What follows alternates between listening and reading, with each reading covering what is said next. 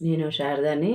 నేను విష్ణు పురాణంలోన 4వ అంశంలోన 9వ अध्याय చదువుతున్నానండి. मैं शारदा विष्णु पुराण का चौथा अंश का 9वां अध्याय पढ़ रही हूँ।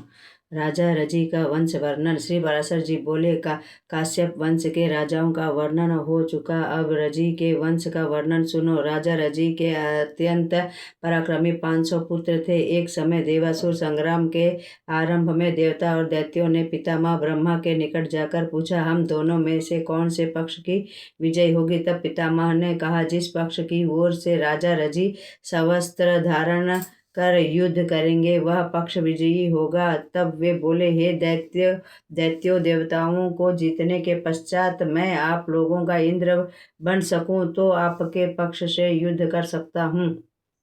तब दैत्यों ने कहा, हम लोग एक बात कहकर उसके विरुद्ध आचरण नहीं करते। हमारे इंद्र प्रहलाद जी हैं, हमारे समस्त कार्य उनके लिए ही होते हैं। दैत्यगणों के चले जाने पर देवताओं ने जाकर प्रार्थना की और कहा कि आप हमारे इंद्र होंगे। तब रजी ने देवताओं की ओर से युद्ध किया तथा दैत्यों की सेना नष्ट कर दी। तत्पश्चात देवराज इंद्र ने रजी के चरणों पर अपना मस्तक रखकर कहा, भय से रक्षा करने और अन्न दान देने के कारण आप हमारे पिता हैं। आप समस्त लोगों को सर्वोत्तम हैं, क्योंकि मैं त्रिलोक केंद्र आपका पुत्र हूँ। वे आप अपनी राजधानी चले गए। इस तरह शतक्रतु ही इंद्र पद पर विराजमान रहे। रजी के स्वर्गवास होने पर उनके पुत्रों ने देवर्षि नारद की प्रेरणा से शतक्रतु प्रेम पूर्वक पिता का राज्य मांगा, किंतु जब शतक्रतु ने न दिया तो अति बलवान रजी पुत्रों ने इंद्र को जीतकर स्वयं इंद्र पद भोग किया।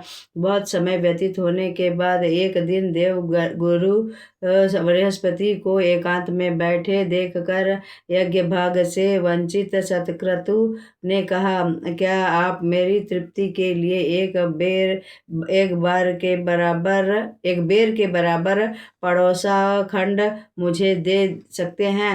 तब बृहस्पति जी बोले, तुमने मुझसे पहले क्यों नहीं कहा, तुम्हारे लिए मैं क्या नहीं कर सकता। अच्छा, कुछ दिनों के बाद मैं तुम्हें इंद्र पद पर स्थित कर दूंगा। यह कहकर देवगुरु ने रजी पुत्रों की बुद्धि को मोहित करने के लिए अभिचार तथा इंद्र की तेज